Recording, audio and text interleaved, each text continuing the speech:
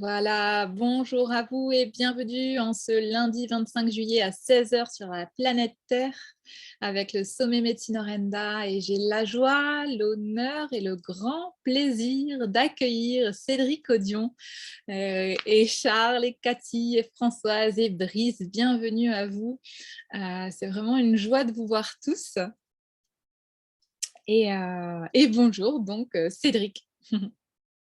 Bonjour à tous, bonjour à toutes. Merci de me permettre d'être ici avec vous tous et toutes. Merci Bonjour. à toi. Bonjour. C'est Françoise qui te dit bonjour. Donc encore, Bonjour Françoise.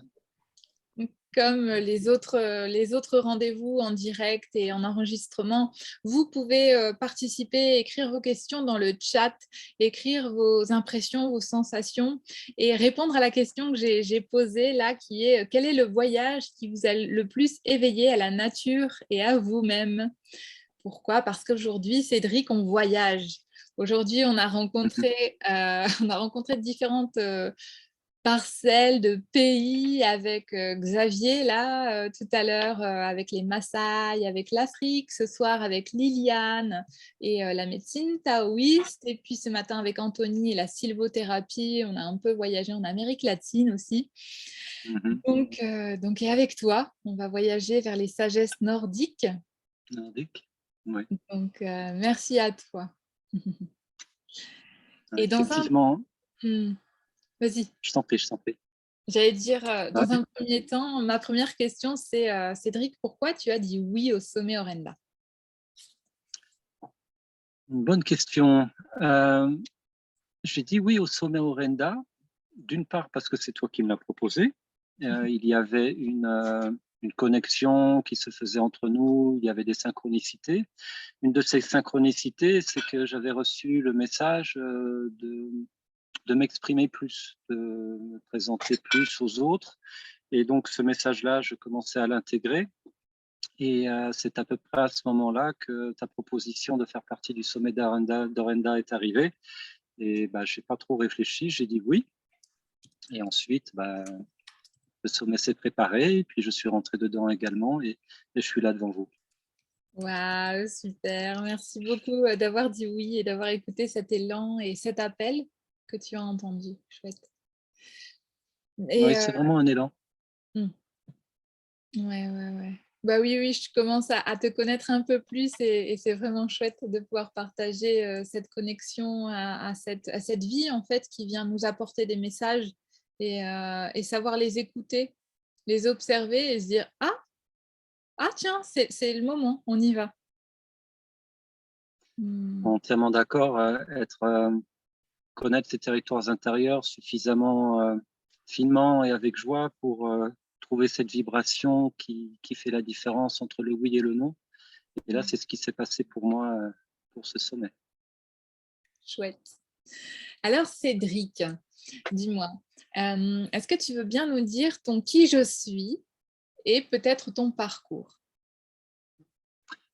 Donc, je m'appelle Cédric, Cédric Audion, j'ai 49 ans cette année, dans peu de jours d'ailleurs. Mon parcours, en fait, c'est un parcours, je dirais, qui est dans l'air du temps. C'est-à-dire que j'ai pas fait, j'ai pas suivi de formation particulière, j'ai pas vécu de choses très, très absolues. C'était dans un quotidien partagé par toutes les personnes que je rencontrais. Et je suis né, comme vous tous, à une période où on chemine tranquillement sur cette planète et on essaye de trouver notre place. On est moins présent peut-être à certaines structures du passé. On s'y reconnaît pas forcément et d'aiguille en aiguille, de l'enfance, de l'adolescence, jeune adulte, on se pose des questions et on essaye d'y répondre sans forcément être dans la rébellion.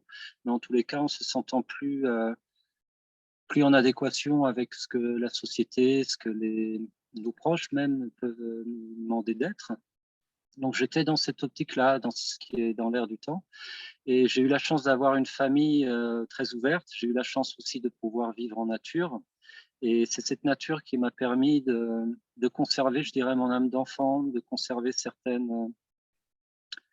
de conserver certaines connexions avec mes territoires intérieurs, avec les arbres, avec un monde beaucoup plus féerique que ce que l'on nous présentait, par exemple, à l'école.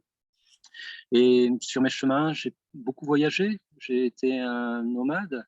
Et sur mes chemins de vie, les rencontres avec des êtres humains, des êtres minéraux, des êtres végétaux, avec des voyages, des situations, m'ont peu à peu forgé et m'ont peu à peu m'ont permis de me faire confiance et de pouvoir dire oui à certains chemins qui s'ouvraient à moi et qui n'étaient pas forcément les chemins que la société préconisait ou que mes parents préconisaient.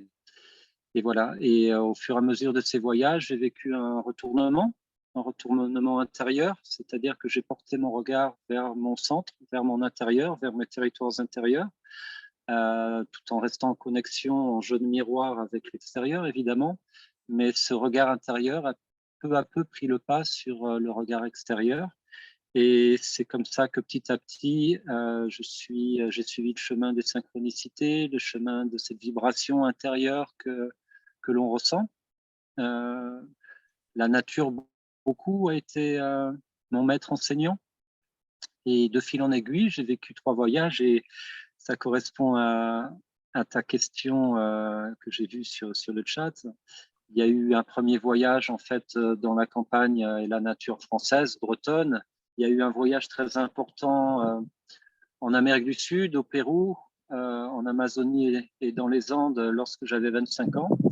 Et puis il y a eu un voyage aussi initiatique dans le nord jusqu'en Norvège, qui là m'a ouvert aussi à d'anciennes, je dirais mémoires, je pense, d'anciennes connexions à la terre-mère, à la nature et donc à la sagesse nordique. Donc là, je vous propose de développer un petit peu plus, de déployer un peu plus pendant euh, ce sommet.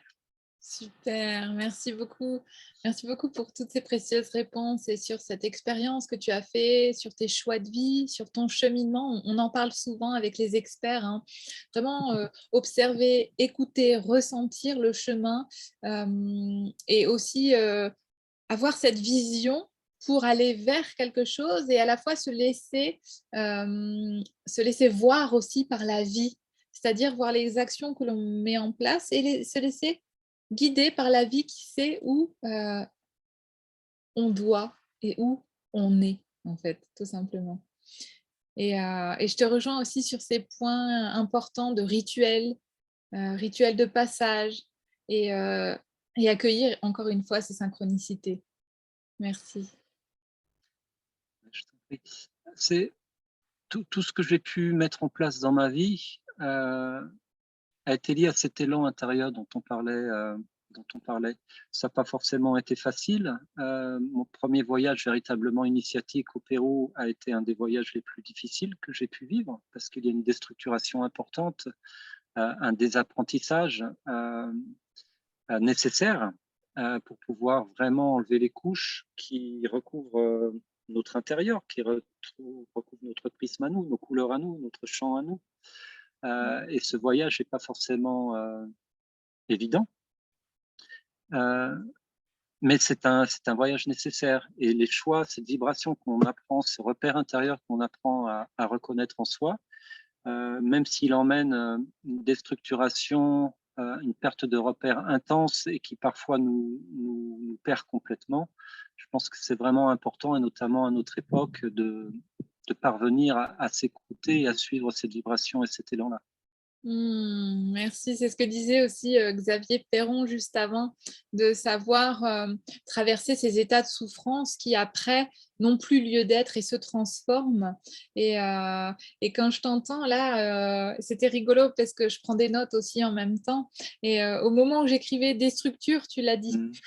Et c'est effectivement ça, déstructurer les croyances, déstructurer les schémas habituels de l'éducation, de la société. Et je l'ai aussi déjà partagé peut-être avec Xavier, je ne sais plus, mais où je disais que moi, l'un des premiers voyages que j'ai pu faire seule, avec un sac à dos, c'était en Afrique. Et effectivement, ce changement de rythme, ce changement d'objectivité ou de point de vue, waouh! Ça vient bouleverser, hein. Hmm. Oui, Chouette. complètement. Complètement, oui. Donc ma prochaine question, Cédric, c'est qu'est-ce que tu veux dire quand tu dis que depuis ton enfance, la nature t'a choyé, la nature t'a enseigné? Qu'est-ce que ça veut dire? C'est une bonne question. Euh, mais déjà, c'est plus de l'expérience, donc je vais essayer de mettre cette expérience en mots. Quand j'étais enfant, lors des moments difficiles où je me sentais vraiment soit rejeté, soit incompris, où il y avait des difficultés d'ordre émotionnel, d'ordre mental, idées psychologiques, d'ordre physique, il suffisait que j'allais en nature, hein, il suffisait que je sois attiré par un arbre, par un bosquet, par des fleurs, et je me posais, je contemplais, je me vidais. Plutôt, c'est comme si la nature aspirait des choses et je me retrouvais en harmonie. Je me retrouvais en harmonie à l'intérieur et tout ce qui était lourd, la situation n'avait absolument pas changé, mais tout ce qui était lourd dans ma vie, à quelque niveau que ce soit, ce n'était plus lourd. C'était juste là, c'était juste. Et, euh, et j'étais prêt à nouveau à repartir dans mes expériences de vie. Et donc, j'ai eu ça depuis que j'étais tout petit. Et il suffisait que, alors j'ai fait beaucoup de sacs à dos en stop en Bretagne notamment, et il suffisait que je sois attiré par un bosquet, par un arbre, et là souvent je me posais, je perdais conscience, souvent je perdais conscience et je revenais avec, je ne vais pas dire des certitudes parce que les certitudes ne sont pas figées, ça, elles sont certitudes qu'un temps, mais je revenais avec des j'étais rempli de moi par la nature. Et, et j'ai réussi dans ma vie grâce à des rencontres, grâce à mes parents également, qui m'ont permis de vivre des choses à un âge où normalement les parents ne disent certainement pas. J'ai pu petit à petit déployer cette sensibilité de telle sorte surtout de ne pas la perdre réellement au moment du passage à l'âge adolescente et adulte. Et depuis, en fait, c'est cette connexion-là avec mon intérieur et avec la nature qui se déploie dans ma vie, avec des rites de passage, des rencontres avec moi-même particulièrement forts qui ont jalonné mon parcours. Donc ces rencontres-là étaient d'une densité très forte qui permettait de déployer d'autres routes, d'autres chemins. Mais l'ensemble de ma vie, en fait, c'est ce déploiement de ces premières impressions, de ces premiers états où j'étais harmonie dans ce Waouh, corps, incarné dans ce corps. c'est beau. Après, ça, Harmonie. oui, Pardon. harmonie, parce que c'est important. Ouais. Après, ensuite, ce ne sont que des histoires. Effectivement, cette sensibilité-là, mais comme chacun d'entre nous, se déploie d'une manière ou d'une autre dans mille facettes. Ça peut être avec une connexion avec un arbre, même pas demandé, qui va nous amener une réponse. Ça va être une pierre qu'on va trouver sur le chemin, qu'on va garder, et puis qui va prendre une ampleur à un moment dans notre vie. Ça peut être, ça peut être jardiner, ça peut être cette connexion-là. Ensuite, se déploie dans mille et une histoires, mais comme chacun d'entre nous, comme pour chacun d'entre nous. Merci Cédric. C'est vraiment doux de t'entendre témoigner, ouais, que tu te déposes et que presque en fait tu fais offrande à la terre de ce que tu sens, ce que tu vis et que tu en perds peut-être la conscience, mais qu'il y a autre chose qui se passe et cette forme de laisser faire. Et ça me fait penser à donner, recevoir, tu vois, tu te donnes à la terre, tu laisses partir ce qu'il y a à partir et la terre te redonne quelque chose et te remplit peut-être de la vie pleinement. Ça Alors, m'évoque. Oui, je pardon. sais, justement, je ne sais pas pour vous, mais moi, lorsque je demande quelque chose, j'ai rarement une réponse. Par contre, quand je fais le vide et que je m'offre, que je rayonne ce que je suis, alors ce que je suis, mes états d'harmonie, mes états de disharmonie, peu importe. Quand je rayonne ce que je suis et que je fais le vide, c'est là que je reçois. C'est jamais quand je demande. Si je vais voir un arbre pour lui demander quelque chose de précis, parce que ça vient plutôt de mon intellect, de mon mental, de mon ego, j'ai pas une réponse, hein. Par contre, je vis pleinement les choses dans le présent et je me pose auprès d'un arbre, auprès d'un être, auprès d'un être humain, auprès d'un livre, auprès ça peut être n'importe quoi. Et là, je m'offre et là, je peux recevoir ce dont j'ai besoin ici et maintenant pour cheminer. Ouais, souvent dans les accompagnements que je propose aux individus d'écrire, tu vois, des intentions, d'écrire des questions, et puis de les déposer, et puis d'accueillir, de voir ce qui peut se passer. Et c'est vraiment précieux. Et pour moi, ça, c'est aussi une forme de rituel. Et on peut le retrouver dans des rituels que moi je pratique également, hein, qui sont des rituels plus solitaires, vraiment en lien à la nature et qui vont être d'ordre différent, qui peuvent être soit d'aller faire des retraites, soit d'aller faire des jeûnes, voilà, tout peut concorder, mais en tout cas, moi, je pense que c'est important. En tout cas, les rituels, c'est sûr et certain, c'est ce qu'on propose avec la médecine Orenda, hein, vraiment de reprendre ces rythmes de vie, ces rituels de passage, et pour retrouver justement cette harmonie et ce déploiement qui parfois est tenu ou enfermé par nos tendinaux musculaires, en fait. Je veux, je veux, je veux. Non, ok, dépose ton je veux, écris-le, chante-le, dépose-le, et laisse-le. La vie a entendu. Après, la vie t'amènera peut-être pas là où tu avais prévu, et la vie t'emmènera le message au moment où c'est le moment pour toi. Voilà. Essayez de lâcher ce contrôle, effectivement. Lâcher le contrôle, oui, tout à fait. Tout à fait, oui, lâcher le contrôle. Ça me rappelle justement lorsque j'étais parti en Norvège, on était un petit groupe et on avait décidé d'aller voir l'Esprit du Nord. Et donc, on avait cheminé en passant par la Belgique, la Hollande, le Danemark, la Suède et la Norvège. Et je savais qu'il y avait un rendez-vous collectif et je savais que j'avais un rendez-vous individuel avec l'Esprit du Nord. Et ça s'est avéré, en fait, je l'ai reconnu au plus haut nord où nous sommes allés, il y avait une montagne. Et j'ai su que c'était mon rendez-vous, ma rencontre. Et je me suis mis en méditation face à cette montagne.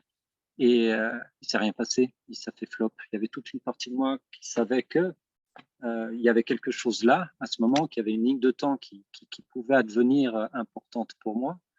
Et ça faisait flop, flop, flop, jusqu'à ce que je comprenne effectivement que ce qu'on sait plus ou moins tous, mais qui n'est pas forcément évident à mettre en pratique tout le temps, que je lâche. Et en fait, j'ai lâché, et là, je me suis ouvert. J'ai complètement oublié, enfin, laissé aller le questionnement, le rendez-vous, et j'ai juste offert ma reconnaissance à cette montagne, à cette lumière qu'elle est, à cette beauté qu'elle est. Et c'est à ce moment-là où j'ai vraiment lâché et j'ai donné et offert que la montagne s'est ouverte à moi et qu'elle m'a invité en elle. Et donc, c'est en donnant cette reconnaissance qui est importante parce que c'est reconnaissance dans les deux termes du mot, c'est-à-dire une gratitude infinie et reconnaître ce qu'est cet être montagneux. Et cette double reconnaissance, en fait, a ouvert des portes incroyables. Mais il a fallu d'abord lâcher prise et il a fallu offrir cette reconnaissance, cette gratitude et cette ouverture pour pouvoir ensuite être accueilli et recevoir. Tout à fait. Être en gratitude, c'est ce que je propose aux participants du sommet à chaque fin, à chaque soir. Moi, en tout cas, je fais l'exercice à chaque soirée de remercier. Donc, je fais au moins 21 gratitudes pour transmuter dans les cellules. On sait que le 21 est un chiffre spécifique. On en parlera peut-être tout à l'heure. Mais en tout cas, voilà, remercier et connaître la montagne, comme tu dis. Donc, c'est ensemble, renaître, connaître, tu vois. C'est beau. Merci, Cédric. Question suivante. Oui. Allez. Un tout petit, léger instant. Oui. Voilà, je suis de retour. Je t'écoute. Super. Donc, ma prochaine question, c'est qu'est-ce que la sagesse du Nord et quelle est sa médecine? Alors, la sagesse du Nord, c'est une rencontre assez exceptionnelle que j'ai vécue il y a peu de temps finalement. Moi, comme beaucoup de personnes de ma génération, tout ce qui était elfique, Tolkien, les runes, les trolls, enfin toute cette féerie-là, je la portais en moi et c'est quelque chose qui m'a, quand j'étais gamin, par les lectures, par cette féerie-là, c'est quelque chose qui me faisait vibrer. Donc ça fait partie des choses qui ont permis de garder à l'intérieur de moi une vibration de féerisme, une vibration de magie. Mais par contre, j'ai jamais étudié, j'ai jamais lu de livres sur les runes, les Eddas, la tradition nordique. J'en avais une connaissance, mais très peu littéraire et très peu structurée. Par contre, les pierres, pour moi, ont toujours été associées à la tradition nordique. Je ne savais pas pourquoi. Et en fait, quand je suis allé dans ce voyage dans le Nord, c'est cette tradition-là, et notamment les runes, qui m'ont été réoffertes par la montagne. Il y a eu une première, dans un lac de Suède, une première cérémonie, et dans cette cérémonie, j'ai senti la présence des runes que je ne connaissais pas. Et, et face à cette montagne, j'ai reçu quelque chose. Je ne savais pas du tout ce que c'était, je n'étais pas conscient de ça. Et au fur et à mesure, en fait, dans les temps qui ont suivi, les runes, je me suis rendu compte que je les portais en moi. Et je comprends mieux pourquoi, on pourra expliquer un peu plus tout à l'heure. Et je sentais en fait que c'était une médecine, parce qu'on va employer ce terme-là, une médecine qui faisait partie intégrante de mon être et des chemins, ce que j'appelle les chemins argentés de mon âme. C'est-à-dire que mon âme, que ce soit dans les vies passées ou plutôt dans les vies dimensionnelles qui, qui sont dans cet éternel présent, l'être que je suis s'est déjà incarné et a déjà en fait reçu cette médecine des runes. Donc ce sont des retrouvailles dans cette vie. Et petit à petit, en rentrant de ce voyage, j'ai co-créé avec une amie qui est la femme de mon frère, qui s'appelle Nora Tourmaline, qui, elle, de son côté, travaillait avec les runes et dansait les runes, faisait du yoga runique. C'est-à-dire chaque rune a une posture et cette posture est associée à un souffle, est associée également à des mouvements, à des mantras, etc.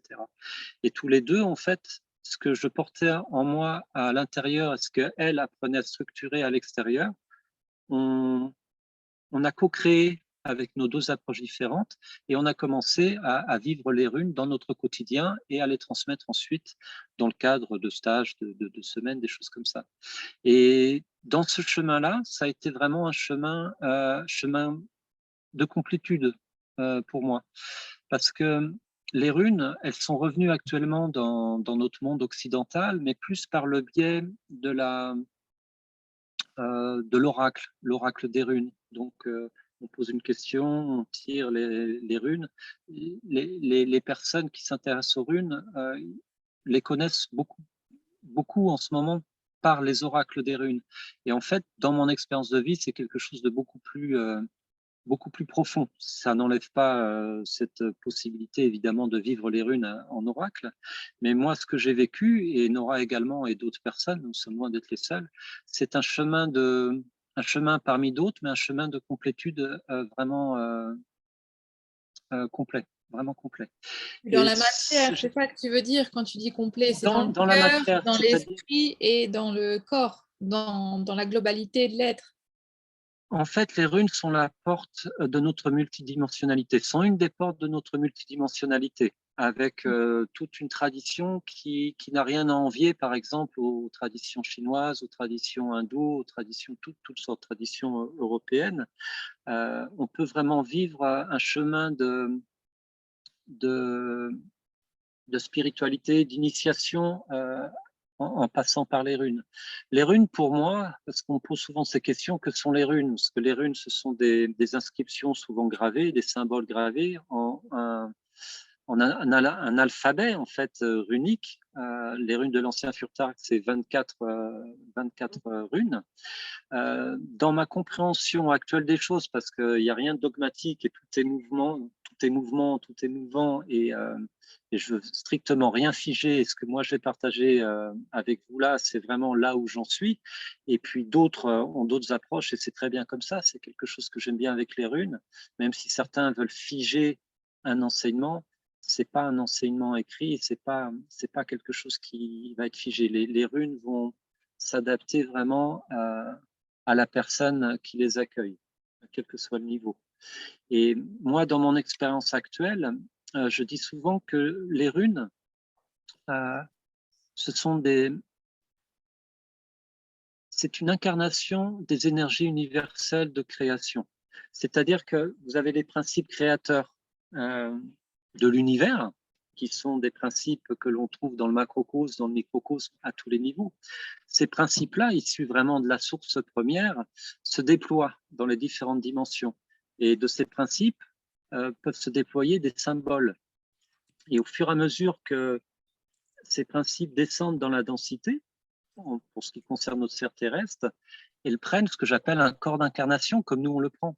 Et ces symboles runiques, c'est vraiment le corps d'incarnation de ces principes de source universelle.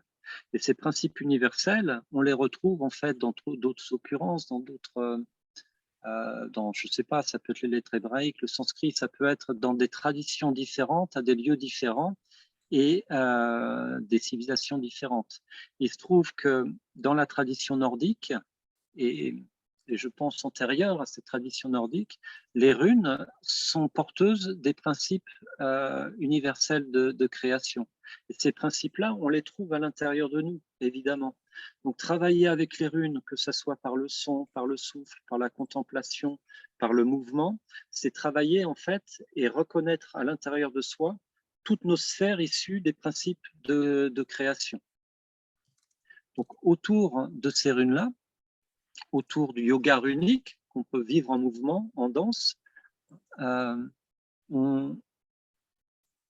on peut se créer un chemin runique personnel d'initiation. Quand je dis d'initiation, c'est vraiment de retrouvailles avec nous-mêmes.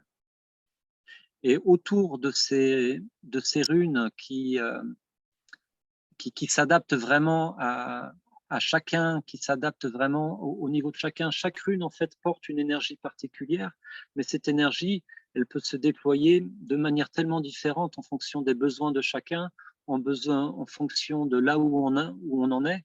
Je peux avoir, par exemple, une rune qui va se présenter à moi avec un message très particulier par rapport à ce que je suis en train de vivre, mais cette même rune, 6 mois après, va se présenter à moi avec un message autre, mais qu'elle porte également parce que j'ai passé des étapes et que je suis en train de vivre autre chose.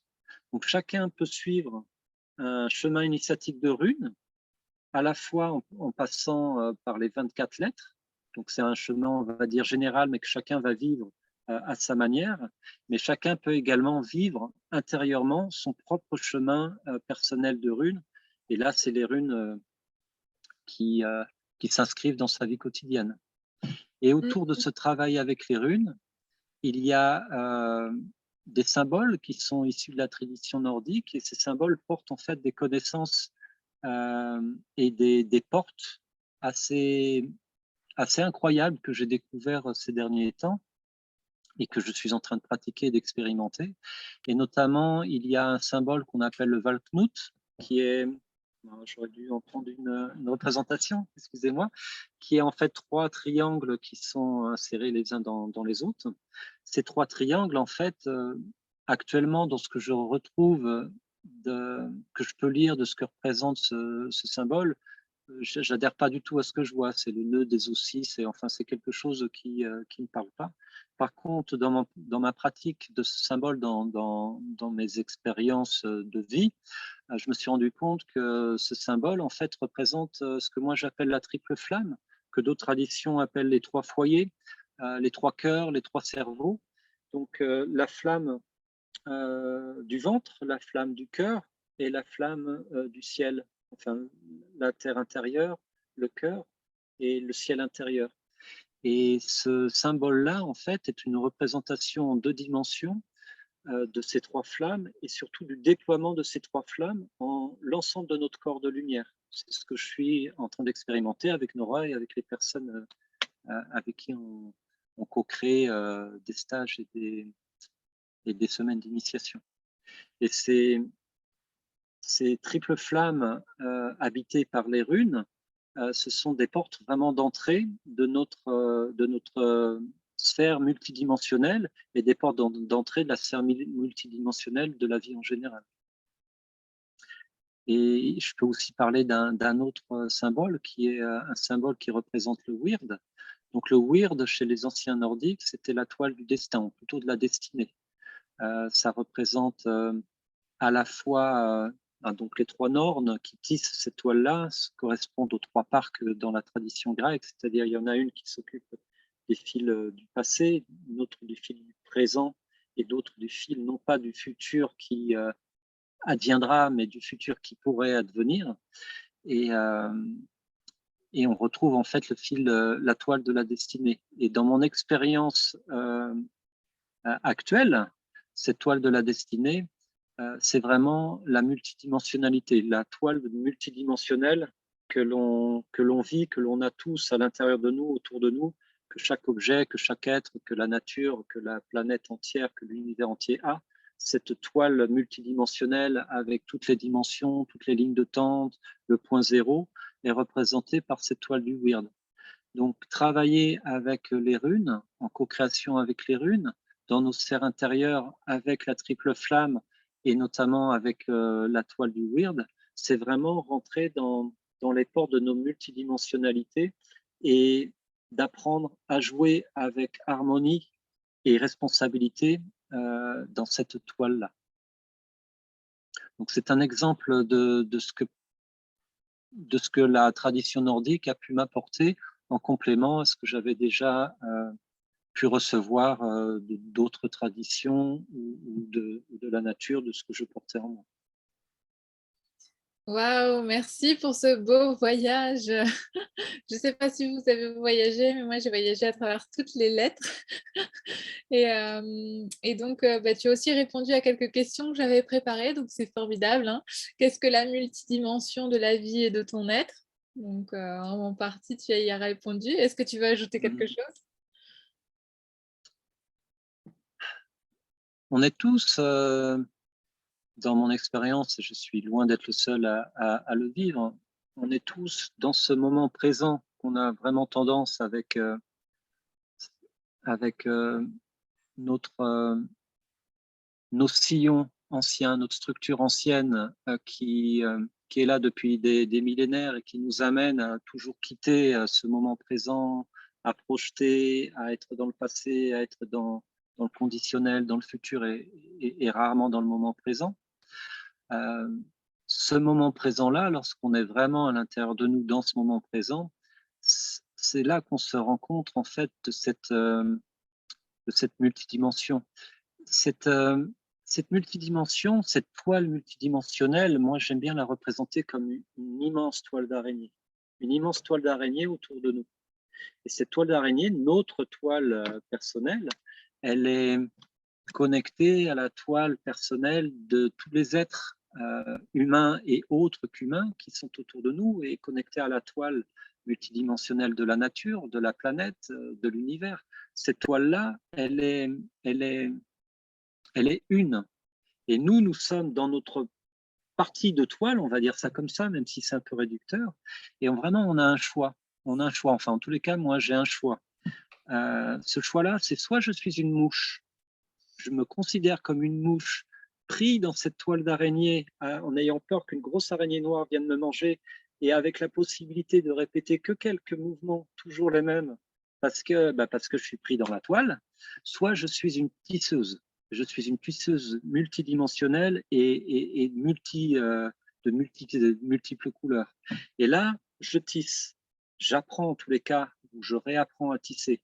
Et je suis au centre, effectivement, de ma toile et je suis avec une multitude de tisseuses et de tisseurs autour de moi. Et j'apprends avec le son à bouger un fil de toile, j'apprends avec le mouvement. Vous savez, nous sommes des corps énergétiques. La toile, elle est autour de moi. Mon poing, mon bras, c'est un ensemble de puissance, dans le doux terme de la puissance, un ensemble de vibrations énergétiques. Lorsque je fais ça dans ma toile, forcément, ça va impacter l'ensemble de la toile. Si je laisse mon corps faire les mouvements qui, par sa connexion avec Terre-Mère, lui connaît très bien quels mouvements sont juste à faire pour harmoniser cette toile, si je laisse sortir de moi, de ce côté multidimensionnel intérieur qui connaît les choses au-delà de mon mental, je laisse sortir de moi un son, je laisse sortir de moi une pensée, je laisse sortir de moi un sourire ou connecter à cet être profond multidimensionnel, la toile va être impactée, forcément. Et le choix est là. Comment est-ce qu'on impacte la toile? C'est notre responsabilité. Et ouais, cette multidimension, elle est présente partout, tout le temps. Et c'est quelque chose que je trouve un petit peu, que je ne comprends pas trop. La science quantique, même si je suis loin d'être un spécialiste depuis maintenant des dizaines d'années, presque un siècle, parle de cette toile-là et de cette possibilité d'être à plusieurs endroits en même temps, d'être à la fois particule et onde. Ça fait longtemps en fait qu'on sait que l'univers, même si c'est encore parcellaire, est sous cette forme et non plus sous la forme mécanique classique. Et ça implique tellement de choses, mais pas au niveau, ça implique tellement de choses au niveau quotidien, de ce que cela peut vouloir dire, de ce que l'on est et de notre fonctionnement dans cette vie-là, dans ce monde-là.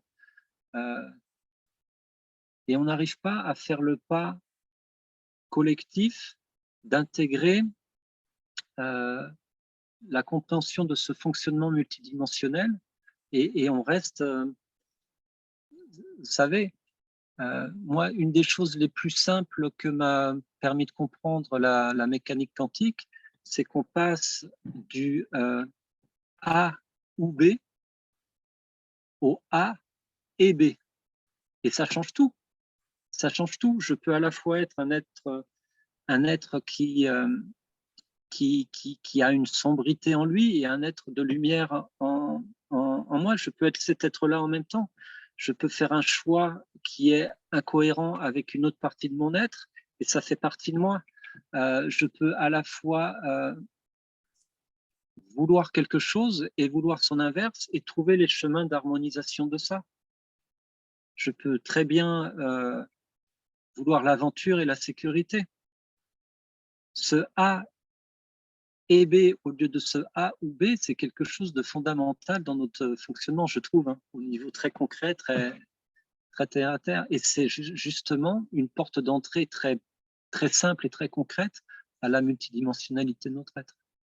Oui, oui, je t'entends. Enfin, à d'autres termes, on pourrait dire le yin et le yang qui s'harmonisent. C'est ni yin, c'est yang. C'est les deux, en fait, à la fois. Et quand je te Oui, vois tout à faire fait. ces mouvements-là, bah, moi qui pratique les arts martiaux, le chi, le yoga, la danse également, donc je vois, tu vois, ces lettres hébraïques hein, ou ces lettres runiques. Et ça me fait penser je te vois, tu sais, jouer d'un instrument à cordes, comme une harpe par exemple, ou tu vois, où tu parles de vibration. Voilà, voilà ce que toi tu m'amènes comme image ici. Et effectivement, ce travail avec ces lettres, avec la trame. Tu vois, et ça me fait penser à l'alchimie, aux multidimensions, à l'approche de Patrick Burenstenas également. Pour moi, ces trames, c'est les longitudes, les latitudes, et c'est comment on vient respirer nous-mêmes avec nos longitudes et nos latitudes à travers tout cet espace en multidimension. Ouais. Merci. Tu as parlé de la harpe et de la lyre, et c'est une image qui est très présente en moi. Parce qu'on parlait d'harmonie au début, c'est quelque chose qui est important. Et l'harmonie, actuellement, dans notre monde, enfin, c'est ma façon de voir les choses en ce moment, pour pouvoir co-créer l'harmonie, on est vraiment avec cette harpe. On va faire, pour voir si la harpe est harmonieuse, on va faire dissonner, on va toucher les notes et il va y avoir une corde qui va être disharmonieuse, qui va être dissonante. Et c'est en voyant cette corde dissonante qu'on va pouvoir la régler pour atteindre une harmonie. Et en fait, actuellement, dans notre sphère actuelle, j'ai l'impression que ça fait partie du jeu, de vivre des disharmonies, de vivre des dissonances avec notre harmonie pour pouvoir renforcer cette harmonie-là.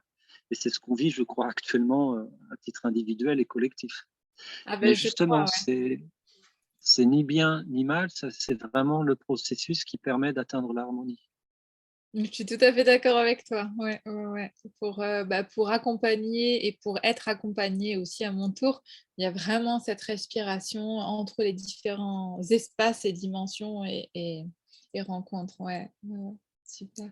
Il y a une question ou une affirmation, c'est Fayen qui dit c'est le chat de Schrödinger. Est-ce que ça te parle? Alors, je ne connais pas le chat de Schrödinger. Moi non plus. Frayen, est-ce que tu veux partager un peu plus? C'est ce que ça veut dire? C'est le chat de Schrödinger? En attendant que tu répondes ou que tu interviennes, hein, ou à la fin, comme c'est OK pour toi, avant qu'on reparle du chat de Schrödinger. Moi, j'ai une question technique par rapport à la pratique des runes. Donc, tu nous as un petit peu expliqué voilà, cet espace, cette multidimension, qu'elle peut se rencontrer de manière corporelle. Donc, moi, c'est peut-être l'endroit où je le rencontre plus facilement, qui peut se rencontrer aussi par des visions ou par des objets gravés, hein, c'est ça dans ce que tu disais. Mhm.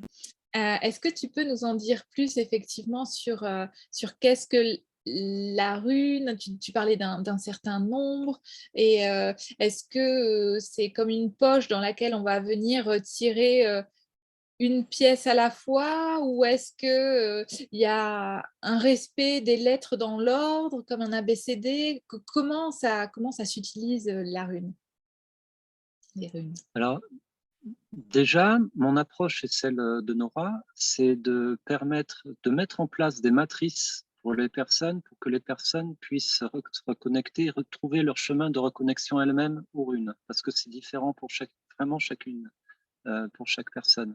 Donc ça, c'est important, parce que comme je disais tout à l'heure, une rune, à un moment donné, va pouvoir porter une énergie précise pour une personne et une énergie autre pour une autre personne, voire deux énergies différentes à des temps différents pour la même personne. Donc là, c'est important en fait par rapport à notre approche. Ce que l'on veut vraiment, c'est que chacun retrouve sa connexion rune en fonction de ce qu'il est. Ça étant dit, il y a une possibilité de suivre les runes. Il y a 3 familles de runes, 3 fois 8 dans l'ancien Furtark. On peut suivre en fait, faire un travail avec la première rune, la deuxième, la troisième, faire la première famille, ensuite passer à la deuxième famille et finir. Et là, c'est un chemin initiatique complet que l'on peut prendre, que l'on peut vivre à différents niveaux.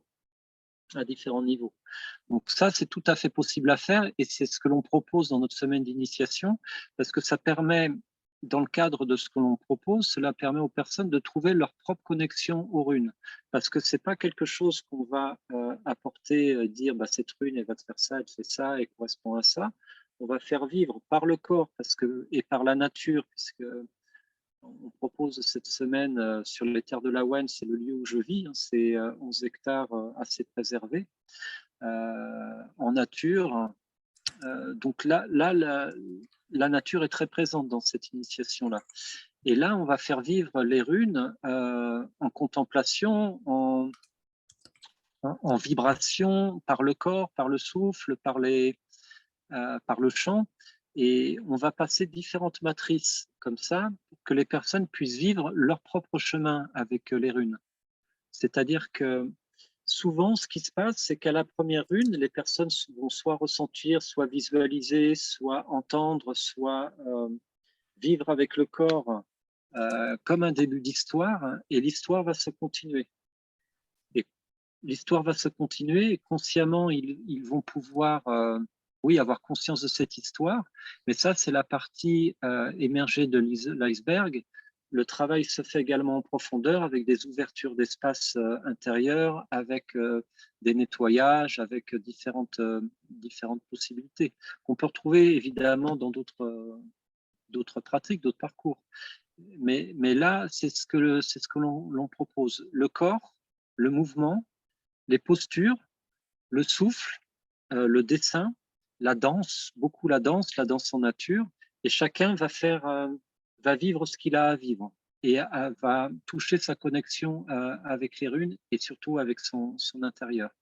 Après, dans un deuxième temps, les runes sont très joyeuses, sont pleins d'humour également, et on peut faire par exemple ce qu'on appelle des sigils, des tirages de différentes runes qui vont correspondre en fait à, à différents aspects de notre vie.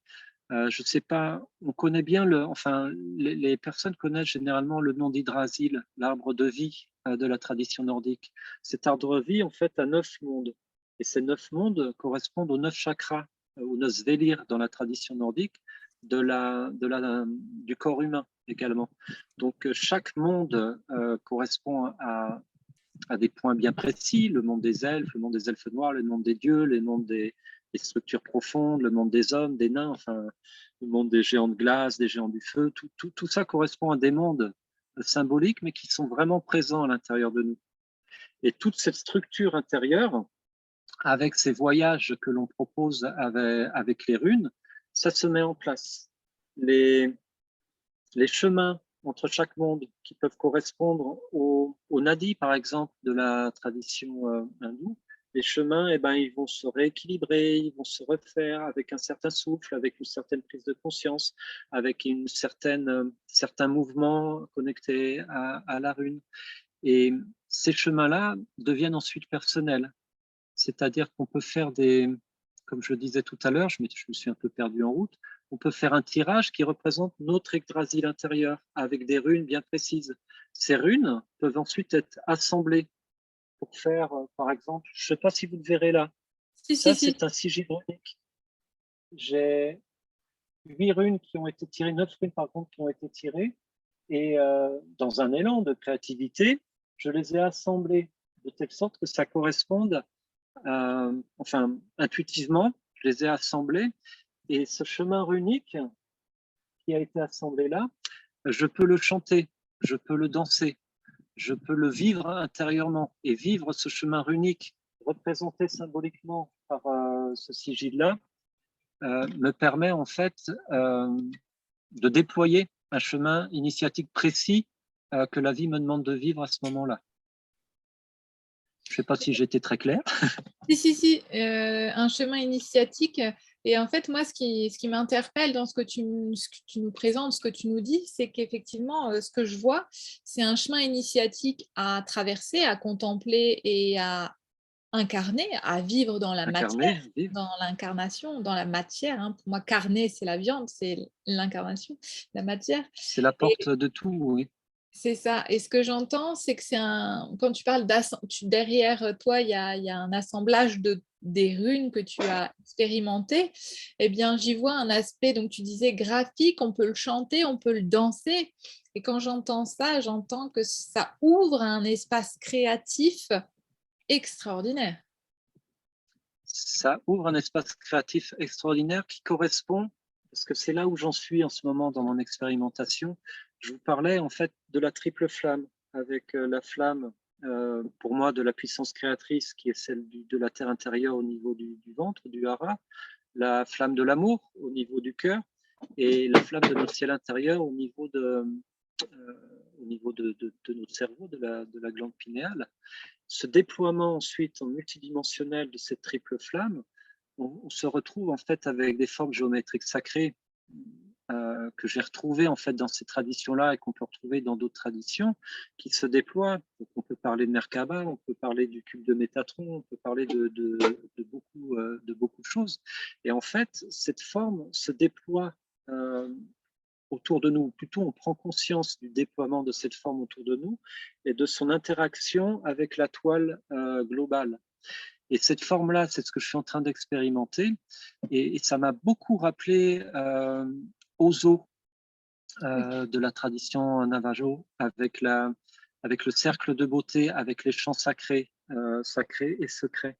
Parce que ce que je suis en train d'expérimenter, c'est que cette toile multidimensionnelle qui est sous forme de géométrie sacrée, avec tous ces espaces intérieurs qui se déploient en nous, elle est vraiment connectée à des sons premiers. Elle est connectée, tu parles d'espace de créativité, c'est tout à fait ça, c'est de cette toile-là et de ce déploiement-là que notre force créatrice, que notre puissance créatrice peut se manifester. Et elle va se manifester d'abord à l'intérieur de nous pour remettre en place ce qu'il y a à remettre en place dans la manifestation, pas dans l'être, mais dans la manifestation. Et si on arrive à devenir vraiment canal de cet être profond et de ce que l'on porte au plus profond de nous, de ces sons premiers, de ces couleurs premières, de cette vibration qui est la nôtre, c'est de ces formes déployées que l'on va créer et surtout co-créer avec nos frères et sœurs humains de la nature, des étoiles, des cristaux, tout ça. Et c'est vraiment ça, c'est cet espace qui se déploie en nous, c'est vraiment le moteur de notre créativité, de ce pourquoi et de ce comment on peut déployer notre lumière, chacun sur cette terre. Encore une fois, j'entends la multidimension et je vois, quand je t'entends parler, moi là, je vois la fleur de vie en plus que 3D, tu vois, dans toute la sphère en mouvement. Et oui, comme quoi tout s'inscrit dans cette fleur de vie et tout respire et vient se connecter, s'interconnecter pour notre évolution individuelle et collective. Collective. Ouais. C'est vraiment un déploiement de ces formes géométriques et je suis loin d'avoir vécu et d'avoir compris évidemment la finalité de ce déploiement. Mais ce que je peux, pour le lien avec les runes, et c'est toujours une expérimentation de ma part, c'est comme s'il y avait dans ce déploiement et ces centres énergétiques, il y a 12. Pour moi, actuellement, il y a 12 centres énergétiques et espaces énergétiques à l'intérieur de ce déploiement. Et ce déploiement, ces centres énergétiques sont liés à des sons, sont liés à des chants, à des mélodies aussi, et sont liés à des vertus, ce que moi j'appelle vertus, mais qu'on peut appeler valeurs ou tout ça. Et ces 12 valeurs-là, et c'est ce que j'ai retrouvé dans Ozo, ces 12 valeurs-là, en fait, sont importantes et se déploient avec 12 chemins. C'est ce que je vois, c'est ce que je vis, j'expérimente dans le déploiement de mes sphères géométriques. Et moi, je sais par exemple que ces 12 vertus avec ces 12 chemins, ça fait 12 fois 12, 144, c'est vraiment la base sur notre sphère, en tous les cas, la planétaire, c'est la base de la manifestation physique. C'est la base de la manifestation physique. Et chacun, on peut trouver en fait nos chemins dans ces sphères-là. Moi, par exemple, j'ai compris il y a quelque temps, parce que la beauté est très importante pour moi, et mon prisme principal sur ces 12 vertus, c'est la beauté.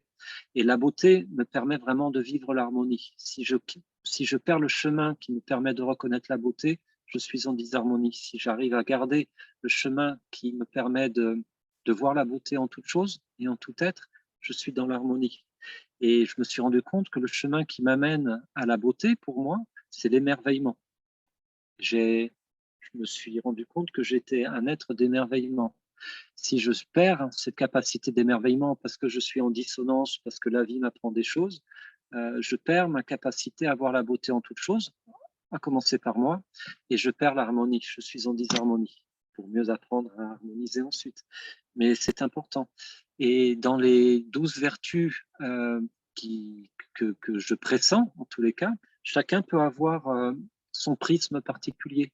Il y en a certains, ça va être la vérité, d'autres, ça va être avec des chemins d'accès différents.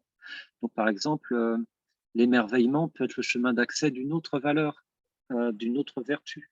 Et chacun, en fait, dans ce déploiement-là, trouve sa porte d'entrée principale. Ça ne veut pas dire que les autres vertus ne sont pas présentes, mais trouve sa porte d'entrée principale pour pouvoir émaner encore plus cette harmonie intérieure dans la toile globale. C'est ce que je suis en train, mon chemin d'expérimentation actuellement, avec notamment les runes qui sont connectés à ces centres énergétiques. et donc à des sons particuliers aussi. Et je vois ta respiration par tes mouvements, par ce que tu dis, tu vois. Je suis en train d'explorer, voilà, les vibrations, la connexion, et je vois vraiment ce mouvement d'expansion, tu vois, d'inspire, expire, et comme on le voit dans toutes les pratiques, hein, Qigong, yoga, sans doute dans la danse alchimique ou dans la danse avec les lettres runiques, hébraïques et tout ça, c'est vraiment inspire, expire, et à chaque respiration, on va avoir encore un peu plus d'espace, avoir encore un peu plus de souplesse, et pouvoir aller encore toucher un peu plus loin tous les liens qui font qu'on se libère et qu'on comprend totalement notre expansion et notre place dans cette unité.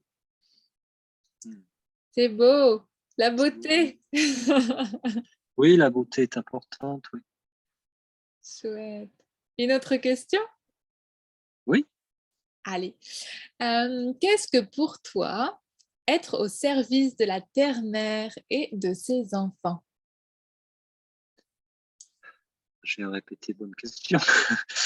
Euh, c'est c'est comme si c'était un chantier en perpétuel,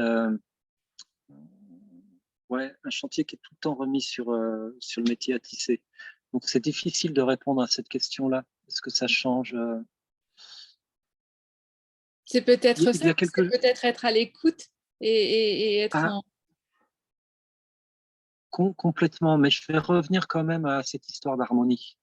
La Je pense que la plus belle chose qu'on puisse, dans notre sphère d'évolution actuelle, la plus belle chose qu'on puisse offrir et s'offrir à soi-même pour pouvoir le rayonner à, à l'autre, l'autre avec un grand A évidemment, et donc que l'on puisse offrir à l'un également, c'est de faire en sorte de pouvoir être en harmonie à l'intérieur de soi, pour être en harmonie avec ses manifestations, quelles qu'elles soient, de quelque sorte qu'elles soient, en harmonie avec le vivant, en harmonie avec la vie, avec la planète, avec ses frères et sœurs.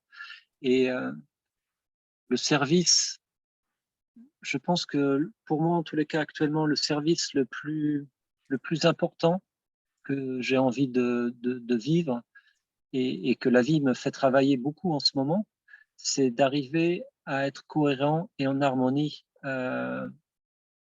en moi, avec moi-même, pour pouvoir vraiment offrir cette harmonie avec le moins d'illusions possible, le moins de voiles possible.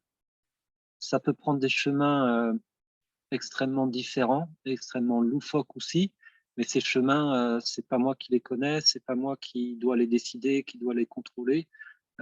C'est juste laisser cette page blanche pour que la vie puisse peindre dessus. Euh, ouais, je pense que le service à l'autre, c'est de pouvoir rayonner le plus possible. Et Dieu sait que c'est pas forcément facile.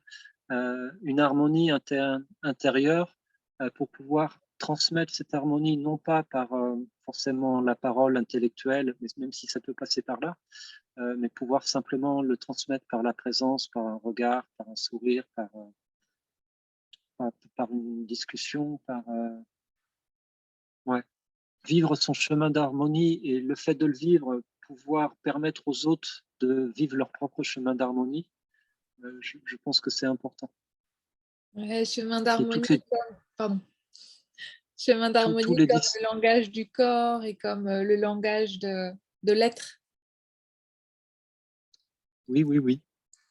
Le langage du corps est important. Enfin, dans mon expérience, le corps, c'est lorsqu'on le laisse vraiment vivre ce qu'il a à vivre, il nous enseigne vraiment, et sans forcément que ça passe par notre système neuronal limité du cerveau de notre ciel nuageux là. Quand ça Mm. peut passer par notre ciel azur, c'est très bien. Mais ouais, je pense que de toute façon, pour moi, il est clair que et c'est pour ça que l'essence, vivre l'essence à un niveau multidimensionnel, c'est important parce que c'est ce qui peut nous permettre de retrouver les clés de notre propre harmonie.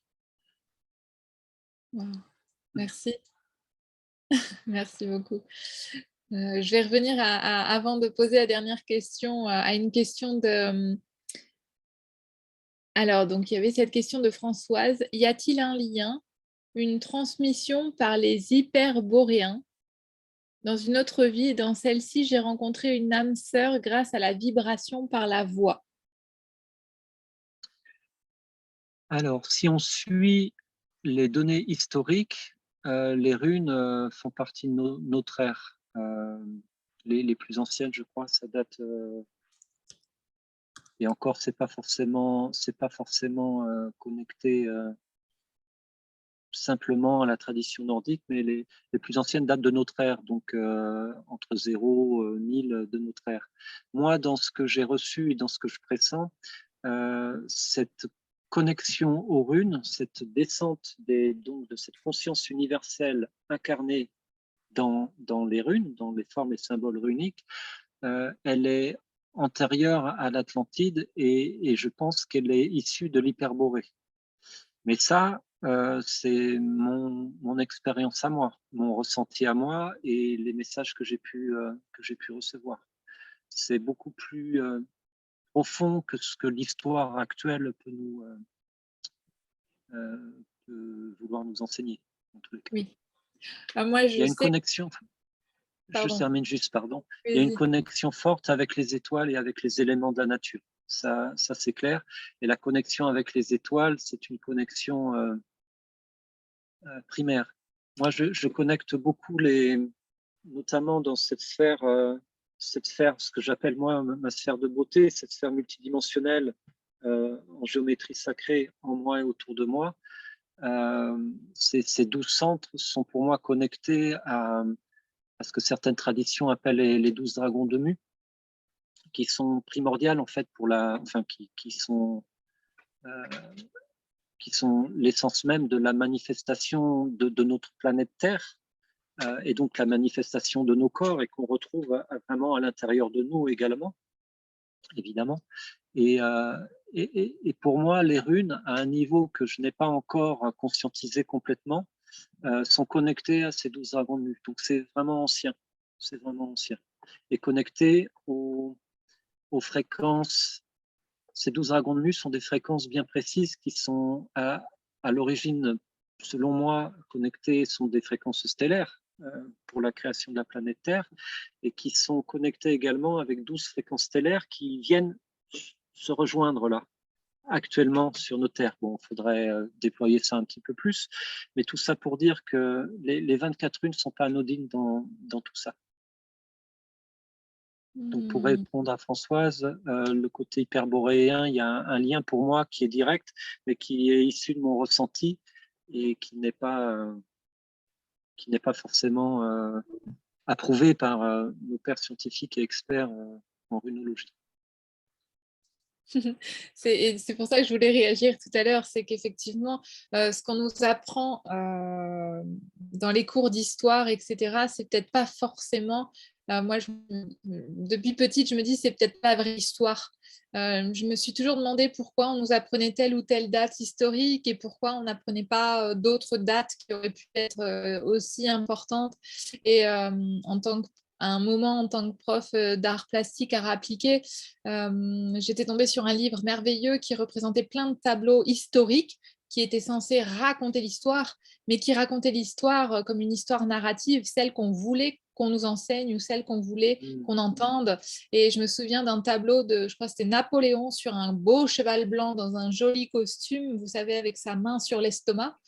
Et en fait, il s'avère que ce jour-là, c'était une bataille spécifique. Il n'était pas du tout bien habillé. Il était plutôt en forme de guenille, entre guillemets. Et il était sur un âne parce qu'il n'y avait plus de chevaux. Et donc, je me suis dit, ah ouais, non, mais attendez, quelle histoire on veut nous raconter. Et c'est aussi pour ça qu'avec la médecine Orenda, on est proche de la médecine narrative, dans le sens où qu'est-ce que la société nous raconte, qu'est-ce qu'on est héritier de notre famille, quelle histoire, et quelle histoire en nous-mêmes on se raconte à soi. Et donc, vraiment se libérer de ces schémas d'histoire et se reconnecter peut-être à ce que tu nous évoques, à cette histoire voilà, d'harmonisation et de géométrie sacrée, par exemple. Pourquoi c'est pas cette histoire qu'on nous raconte? Voilà. Moi, Je suis d'accord avec toi. Je suis vraiment d'accord avec toi François sur ce. intervient aussi. Ah oui, c'était juste Françoise, vas-y. C'était juste une précision. C'est un thérapeute kabbaliste qui m'en a parlé. Lorsque j'ai rencontré cette âme sœur, je me suis demandé ce qui s'était passé parce que c'était tellement fort. Il m'a dit en fait, que c'était vibratoire parce que c'est grâce à la voix. Quand il m'a dit bonjour Françoise, ça a déclenché quelque chose d'extraordinaire. Je ne peux pas décrire tellement c'était beau. Et, euh, et donc, il m'a dit qu'il est possible, c'est une période qu'il ne connaît pas, mais qu'il avait vu que nous étions en lien vibratoire à cette période-ci. Voilà. Donc, et comme c'est l'Hyperborée, c'est le nord, donc je me demandais s'il y avait un lien. Je n'ai pas fait trop de recherches sur ça parce qu'on ne trouve pas énormément de choses. Mais voilà, parenthèse. Merci en tout Merci cas. merci Françoise. Françoise. Moi, je suis d'accord avec votre hamster par rapport à ce lien. Maintenant, je pense que, et ça rejoint ce que tu disais, Cécile, juste avant, l'histoire, vraiment, maintenant, avec surtout tous les mensonges qu'il peut y avoir à tous les plans et surtout nos mensonges intérieurs face à nous-mêmes, la seule possibilité, la seule histoire qui vaille le coup pour nous-mêmes, c'est celle en fait qu'on arrive à retrouver à l'intérieur de nous au niveau vraiment de notre cœur, de notre lumière. Parce que l'hyperborée, on peut en dire beaucoup de choses, on en a dit beaucoup de choses, mais ce qui compte, c'est vraiment ce qui est important pour toi maintenant, Françoise. Est-ce que l'hyperborée fait vibrer ton cœur? Et si oui, il y a peut-être quelque chose à vivre, mais dans ce cas-là, c'est pas dans les livres, ou alors, sauf si ton intuition et ta vibration intérieure t'amènent vers un livre, mais ton histoire avec l'hyperborée se déploiera à l'intérieur de toi. Tu pourras la manifester, mais si elle doit se déployer. Ouais. Ok, merci. Et j'en profite, puisque Françoise, tu interviens, pour vous dire aussi que dans le chat, j'ai laissé des liens par rapport aux terres de la Wen et aux liens vers le site internet et le Facebook de Cédric, là où vous pourrez retrouver les différentes propositions que Cédric fait. Voilà, juste parce que je sais que Françoise était Merci beaucoup. friande, alors je l'indique à tout le monde. On a une semaine d'initiation, c'est un peu tard, mais on a une semaine d'initiation aux runes au mois d'août, là. Pour les personnes éventuellement intéressées, tout est sur le site. C'est quoi les dates, De toute façon. puisque on en parle? C'est bientôt, c'est du 7, c'était 9-16, du 7 au 17, je crois. J'ai plus la fin en tête. Super, donc du 7 au 17 pour rencontrer les runes, c'est ça, hein? C'est ça, ouais. Sur les terres de la Wen. J'écris dans le chat en même temps. Ok. J'aimerais. Elle dit oui, le site est très beau, Françoise. Oh, c'est gentil, Françoise. Merci beaucoup. Et il y a Fayenne avant, si c'est possible, qui avait répondu à la question le chat de Schrödinger. Ouais. Il est dans un état où il est à la fois mort et vivant en physique quantique. Ah oui, ça me rappelle quelque chose comme une expérience, ouais. Mais je sais pas. Si, vas-y, si tu as. Non, c'est très flou, en moi, donc je peux pas en parler. Ok, ça marche. Cécile, tu pourras donner ton adresse mail à moi? D'accord, oui. je vais la mettre à ton adresse. Ça marche. Est-ce que j'aimerais faire part d'une anecdote par rapport la multidimension. Oh oui, vas-y. Elle me revient là. Je parlais de mon chemin d'émerveillement qui m'amène à la beauté. En travaillant, enfin en co-créant avec les runes petit à petit, avec le weird, un jour, j'étais en méditation et puis tout d'un coup, j'ai eu une scène. J'ai vu en fait un ancien logis, comme on peut voir dans les films sur les Vikings, etc. Et je voyais des bras en train de se préparer, et puis une porte s'ouvrir, et puis c'était comme si j'étais une personne qui était en train d'expirer et qui était tellement heureuse de commencer sa journée, qui accueillait le soleil, qui accueillait le froid, qui accueillait tout ça. Et juste à la fin de cette vision, il y a eu un retournement et j'ai vu cette personne. C'était un être blond, tout ça, et j'ai su que c'était un ancien nordique. Et cette personne-là, en fait, régulièrement depuis, nos lignes de temps, donc on est bien d'accord, qui sont parallèles, qui tout se fait en même temps, nos lignes de temps, en fait, se chevauchent. C'est-à-dire que j'ai eu des moments, par exemple, où je perds, parce que c'est une personne qui a, dans mes lignes d'âme, dans mes chemins d'argenté de mon âme, c'est la personne sans toute lettre qui a déployé, qui a développé le plus sa capacité d'émerveillement. Et par cette capacité d'émerveillement, elle arrive à se mettre en lien. Elle s'émerveille d'une rivière, elle devient la rivière. Elle s'émerveille d'un aigle, elle devient l'aigle. Elle s'émerveille de la beauté d'un paysage, elle est avec l'être du paysage. Et je me suis rendu compte que ma capacité d'émerveillement, dans mon prisme, vient de cet être-là. Et cet être-là me soutient en ce moment. C'est-à-dire qu'à un moment, j'étais vraiment pas bien. C'est un peu trivial, je suis sorti de ma yourte et je suis allé pisser. Voilà, mais j'étais pas bien, comme ça, tout ça. Et tout d'un coup, j'étais en train de faire mon affaire, et tout d'un coup, il y a eu un chevauchement de ligne. Je me suis retrouvé en train d'être cet homme blond qui était en train aussi de faire ses besoins comme ça, mais face à un fjord, face à vraiment là-bas. Et le fait d'avoir nos lignes de temps qui se chevauchent comme ça, sa capacité d'émerveillement m'a empli entièrement et m'a reconnecté à ma propre capacité d'émerveillement. Et en partant, comme il avait conscience de ma présence, comme moi j'avais conscience de sa présence, il m'a fait un petit clin d'œil. Et puis nos lignes se sont à nouveau séparées.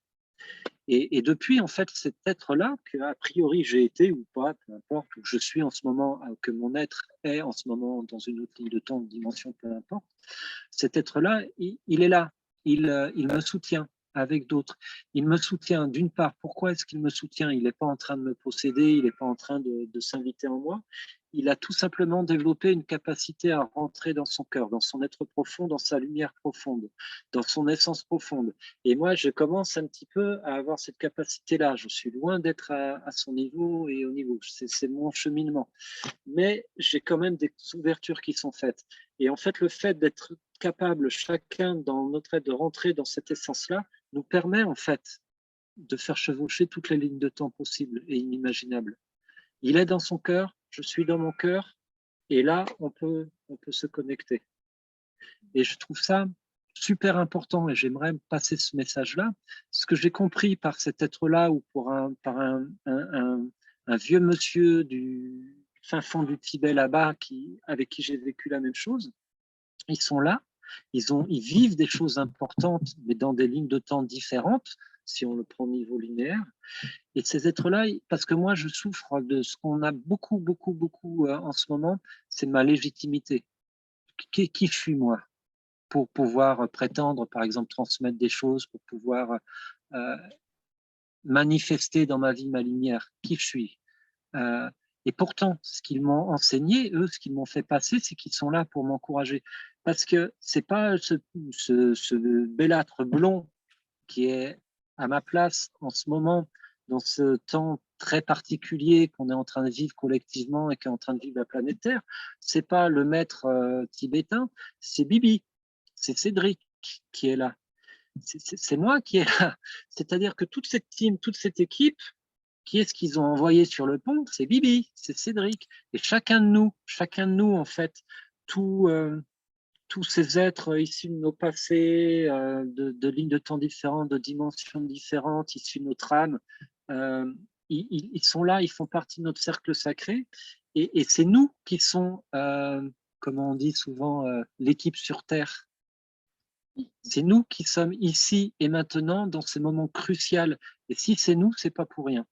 Donc c'est bien d'avoir justement cette multidimensionnalité pour nous rappeler que dans toute cette multidimensionnalité, le visage que prend mon être pour amener sur Terre, ce que faire advenir ma ligne d'or sur Terre pour soutenir l'ensemble, c'est Bibi. C'est pareil pour Merci. toi, Cécile. Ouais, Le merci visage Cédric. de la multidimensionnalité appris ici et maintenant, dans ce moment crucial de notre planète, c'est ton visage. C'est pas une Amazone ou je sais pas de quelle autre Oui, tradition. oui, et à la fois, Ça me merci de parler de ça parce que moi, ça m'évoque aussi dans les soins que je propose en rendez-vous individuel, on vient vraiment rencontrer aussi cette uchrotopie. C'est-à-dire que quand tu dis oui, c'est Bibi qui est ici, là et maintenant, oui, parce qu'on est dans cette expérience-là, mais qu'en même temps, il y a d'autres choses sur d'autres plans qui se passent en même temps. Mm. Peut-être il y a ce Tibétain en même temps qui vit sa vie, mais qui est connecté avec toi. Et peut-être il y a ce beau blond qui est connecté à toi aussi. Peut-être on est aussi cette multidimension. Et dans les soins On l'est. individuels que je propose, on se retrouve ensemble, j'accompagne l'individu, on part dans une forme de quête de vision ou de voyage, et on vient rencontrer les êtres que l'on a été ou d'autres choses, ça peut être des formes géométriques, enfin voilà, on accueille ce qui émerge à l'instant présent, et on vient connecter à cette grande dimension qui vient à la fois à l'intérieur de nous-mêmes, nous amener une sérénité, une paix et une connexion à autre chose et au grand tout. Mm. Et ça me fait penser à ça, tout ce que tu dis. Et si vous êtes d'accord, je vais vous partager aussi une expérience. Alors, c'est un Vas-y, peu vas-y. différent de toi. C'est un, comment dire? Bon, je vais pas réexpliquer ce que tu as expliqué, mais je vais expliquer ce que j'ai vécu et qui est différent un petit peu. En fait, j'étais donc moi, dans ma chair, en train de marcher et en fait, ce qui s'est passé, c'est que je faisais ma vie sur un chemin, je marchais, je me promenais et il y a une voiture qui est arrivée sur ce chemin et en fait, dans mon souvenir, dans mon esprit, il y a eu un moment où j'ai été cette personne qui conduisait et je me voyais sur la route en train de marcher. Et l'instant d'après, pouf, je reviens dans la place que je suis, là, en train de cheminer et de marcher. Mm. Alors, je ne sais pas comment ça s'appelle, je ne sais pas d'où ça vient, mais en tout cas, physiquement, mentalement, enfin, dans tous mes sens, j'ai vécu. C'est-à-dire même dans le cœur. Donc, moi, j'avais cette émotion quand je marchais sur la route. Cette personne qui conduisait a eu peur en me voyant marcher sur cette route. Et j'ai réussi à ressentir ces deux émotions. Comme si, voilà, il y avait le point subjectif, le sujet, paf, qui changeait d'un coup d'un seul. Et là, waouh, je me suis dit, OK, on a des capacités que on ne connaît absolument pas. Et là, ça m'a ouvert à, OK, je ne sais rien. Et tout est Mm. là. Et pourtant, tout est là, tu vois. Mm. Merci du partage. Voilà, donc je ne sais pas si dans les termes techniques, ça vous fait penser à quelque chose. N'hésitez pas à intervenir. Je m'émerveille. Il y a quelqu'un qui écrit, Françoise, mère éveil. Et Mm. je dis souvent Merveilleuse. merveilleuse. Oui, mais merveilleuse. Mm. Donc voilà, bon, pour ce petit partage incongru, mais en tout cas, cette question aussi en ce moment qui me questionne, et c'est pour ça ce souvenir me revient sans doute, c'est les questions du sujet et de l'objet, tu vois. Mm. Si on considère tout être vivant comme un sujet, à la différence d'un objet, ça change complètement tous nos rapports à la vie, en fait. Ouais, c'est une approche intéressante. Ouais. Hmm. Un lien avec l'espace-temps, oui, je crois que c'était ça, Françoise, hein. L'espace, le Je, temps, ouais. je crois qu'avec l'accélération actuelle, on va de plus en plus vivre ce genre d'expérience, chacun à son niveau. Et il y en a beaucoup qui le vivent, mais sans avoir forcément les clés de compréhension qu'on retrouve ensuite sous Médoc, sous tout ça. Il y a, il y a quand même pas mal de personnes qui vivent des situations super difficiles, tout simplement parce que cette notion de multidimensionnalité, de sujet, d'objet, n'est pas du tout, inculquée, n'est pas du tout éduquée. On n'est pas N'est du pas tout éduqué à abordé. ça. Ouais. Hmm. Mais je te rejoins tout à fait là, Cédric, parce que en tant que thérapeute psychocorporel, j'accompagne au quotidien des individus. Et les individus que j'accompagne, souvent, ont une conscience, soit grande, soit élargie, soit petite, mais on chemine ensemble. Ce qui me touche, c'est quand dans chaque famille ou chaque individu que j'accompagne, il se passe d'autres choses. Je me dis, waouh, mais il y a vraiment un manque d'accompagnement, un manque de ritualisation. quand j'entends des drames dans les familles parce que certains enfants ne se sentent pas compris par le système social éducatif, je me dis, waouh, mais il y a tellement plus que ce qu'on nous propose que je vous invite vraiment à partager ce sommet ou partager d'autres sommets ou partager voilà, le lien des experts qui sont ici à la médecine Orenda parce qu'en fait, l'univers, les humains ont besoin de ça aujourd'hui et ça fait partie du fait que je propose le sommet à partir de 1 euro, les replays à partir de 1 euro parce que beaucoup d'êtres humains ressentent des choses en eux et ne savent pas les exprimer, ne savent pas d'où ça vient, ne savent pas ce que c'est, ont l'impression d'être fous, d'être aliénés ou sont même parfois vus de cette manière-là. Transmettez, diffusez, parlez-en. Et si vous n'en parlez pas à travers vous, dites aux gens, ah regarde, je te conseille de regarder ce truc-là, on pourrait en parler après. Enfin, voilà. Ouvrez les portes parce que il y a besoin, il y a besoin. Je lis, il y a un message. Beaucoup de personnes naviguent et flottent en 4e dimension, plan de conscience, et on joue au yo-yo dans les 5e dimensions. Oui, c'est vrai qu'Angie Vaudan parle de ça, et même Maître Kewen, qu'on a reçu donc dimanche matin, parle même de plus, 6e, 7e, 8e dimension, en fait. On est en train d'ouvrir toutes ces sphères, et le fait est que peut-être, effectivement, on sera... moi, je pratique aussi l'énéagramme Orenda pour qu'on puisse apprendre à communiquer entre nous parce que justement, toutes ces sphères vont s'ouvrir et que ça va mettre encore plus de distance de communication entre chacun. Donc, ouais, revenons ici maintenant pour communiquer parce que c'est le moment. Merci Françoise. Cédric, dernière question. Je t'écoute. Alors, quel est ton rêve pour toi et pour le monde?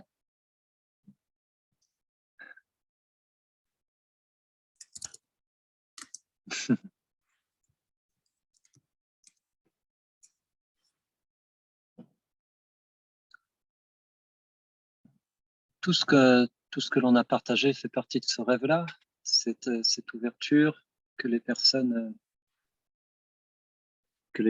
chaque personne puisse trouver vraiment une harmonie en elle pour pouvoir rayonner cette harmonie.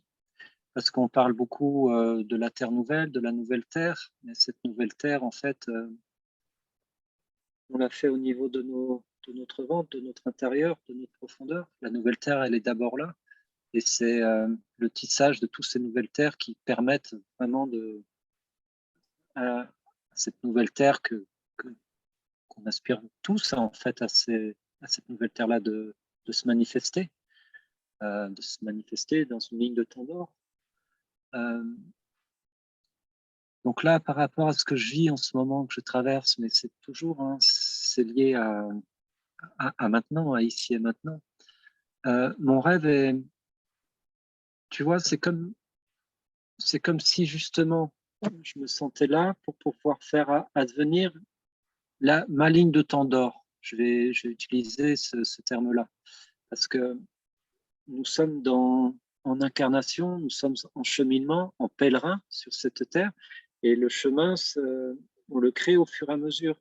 Et moi, Dieu sait que j'ai créé, même si tout est uni, tout ramène, etc., dans notre conscience incarnée, même si elle est en train de s'ouvrir, on fait du pas à pas, et Dieu sait que j'ai été sur des chemins pas harmonieux, et des chemins noirs, et tout ça fait partie évidemment de mon enseignement, de ce que la vie m'enseigne. Mais j'ai de plus en plus conscience que si vivre ce retournement à fond et laisser la place en fait à mon être profond, à cette essence profonde qui nous habite tous, va me permettre de faire advenir mon chemin d'or, mon chemin doré, c'est-à-dire le chemin dans lequel je suis le plus en harmonie et je permets le plus l'harmonie autour de moi.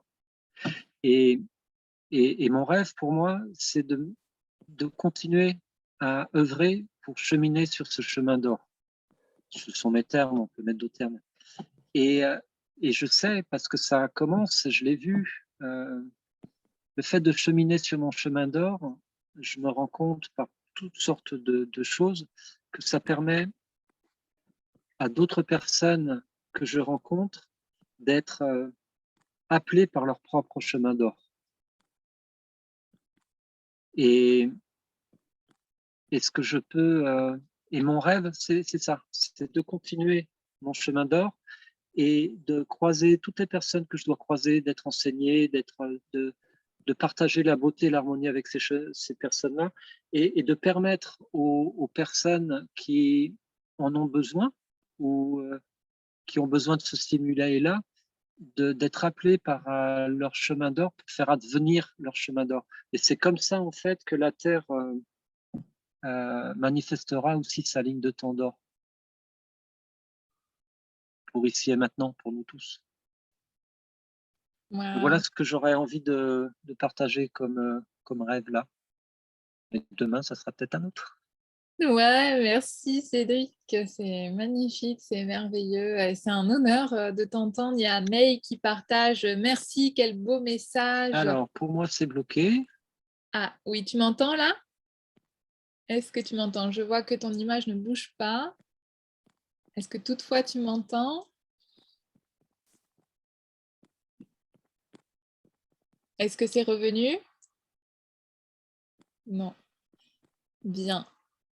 Alors oui, n'hésitez pas si vous avez des questions à les écrire en espérant que Cédric puisse nous retrouver, puisque on a la chance d'être connectés, toutefois, chacun depuis notre nature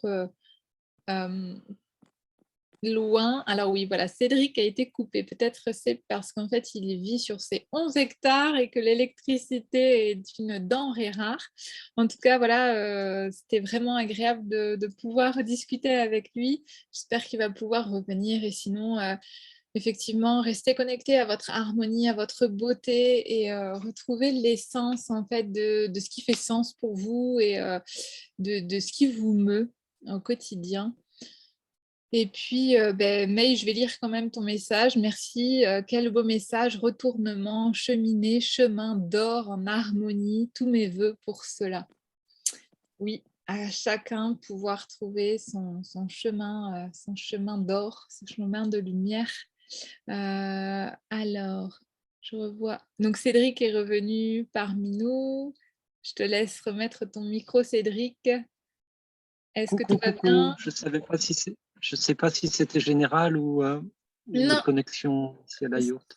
ça devait être la connexion à la yourte, mais je te lisais un message que je retrouve, May qui disait merci, quel beau message, retournement, cheminée, chemin d'or en harmonie, tous mes voeux pour cela. Et C'est mignon.